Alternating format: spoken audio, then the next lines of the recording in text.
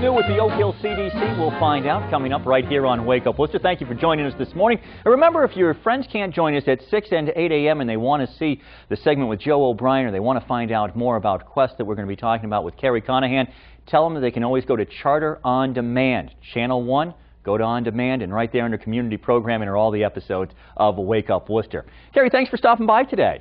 Thanks for having me, Hank. Appreciate it. Well, let's talk a little bit about Quest. Now, this is the Quabbin Education Foundation. I want to let people know that I also am very pleased to be able to serve on the board of this brand new organization. About a year now. I say brand new, but I guess a little under a year. It's taken us about a year to get to the point we're at now. I remember last summer we were working actively just as a group of community people on the idea that our community needed an education foundation to support the work of the school district, and you know, 14 very engaged board members. And and when you bring that up about the fact that I mean, school systems certainly need this. I mean, Worcester has certainly had their Ed Foundation, and other communities have for a very, very long time. I mean, in a way, Quabbin's kind of coming a little bit late to the game. But in this deep recession, with the cuts that maybe not to this budget, because some federal programs seem to bail out some school budgets, but they're saying that the 2011 budget is just going to be devastating to school systems. I know here in Worcester, for example, I mean, they're talking about, you know, possibly over 100 teacher layoffs if something doesn't happen for not this school year, but for the next school year coming up. Quabbin Quest, this organization helps with that, helps put some money back into the classrooms. Well, the purpose of the Ed Foundation funding is really going to be to fund educational enrichment and enhancement for students. We'll do that through mini grants to teachers and possible innovative programs that we can bring into the schools. It's not intended to take the place of the other funding that the school district receives, but really be sort of that supplemental boost that are going to give kids the joy and the passion and enjoyment of learning. Well, one of the things that I think is interesting, and for those who don't know, Quabbin is the town of Barry is probably the largest community, Hubbardston, and then some very small communities where you have New Braintree, Oakham, and Hardwick, but also school choice kids who are coming in from Petersham and Ware and other areas, other parts of the Quabbin area as well. So a fairly good-sized school system once you put all the 5 towns and the school choice kids in. But when you talk about this funding that's coming in, part of it is that, I mean, I think that, you know, that the parents are so involved at the elementary school level, or there are always organizations that seem to be devoted to making sure that the sports teams are able to get what they need, you know, the booster clubs. This is an organization, Quest, that's really looking at the total picture. That's right. Really, it's intended to benefit all 3,000 students in the Quabbin district. And really recognize the work that our teachers are doing.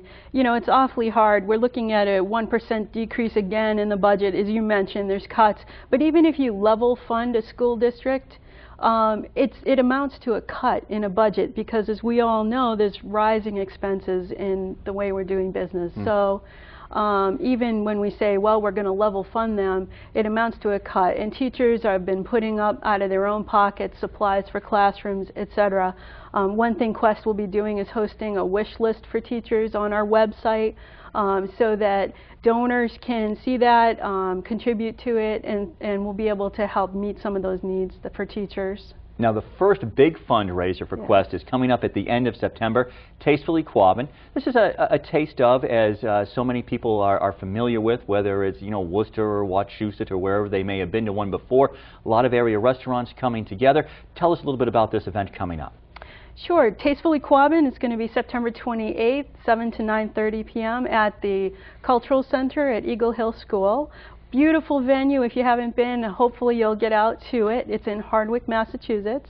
And we, at last count, had approximately 20 food purveyors from the area. It's really a chance to showcase some of our local businesses, as well as launch our first fundraiser for Quest. Boy, going to be a lot of fun. Tickets are $25 a piece for a great night out. As you just said, about 20 restaurants so far that are going to be coming out. You're going to be able to go, sample a little bit of their food, have some drink, but some great company as well, and really coming together for a great cause. I always think that these things are wonderful, because it's one thing for somebody to say, hey, you know, we need some more money for this, and it just seems as if, you know, that the hand is always out there, and there's so many people and so many great causes. Here, well, you know, I give my $25. It's for a great cause. But you know what? I get to have a wonderful night out. I get to go to beautiful Hardwick. I get to have some great food from some great restaurants. And as you said, Hank, it's a great opportunity to bring the community together around the schools and a great cause and a wonderful time. We'll have a silent auction, live music, and I expect it's going to be a wonderful event. It is going to be a blast. So September 28th, we're going to go out to the Eagle Hill School in Hardwick. Tickets are available right now. We've got the website up underneath you. Best place to go to grab those tickets is just to head over to the website? You can go to the website. We also have tickets available at the school administration office at Berry Savings Bank and through our board members. So yeah, buy them from me. Hey, as you have put Quest together over the last year, what has been the reaction from some of the teachers, some of the administrators, and some of the parents out in the school district as they begin to hear about it and really still in the process of introducing yourself to the community? I'd say so far it's been a lot of excitement. People have asked how they can get involved with Quest. Very supportive, and I think honestly people realize that there's a need for this type of organization and for supporting the schools and the work that our teachers are doing. You know, when you look at the investment in young people, you know, kids, you really want them to get a fantastic education because they're the ones that are going to be paying our taxes. They're going to be the ones that are, you know, populating our communities, working, and really, you want them to have every advantage and to be really prepared for college, for life, for work. Yeah, absolutely. So well said. Kerry, I'm going to ask you the question that you say that you're getting the most out there. If people are watching right now and they're in the Quabbin community and they want to get involved, how do they get involved? Is there a way for them to get involved with Quest?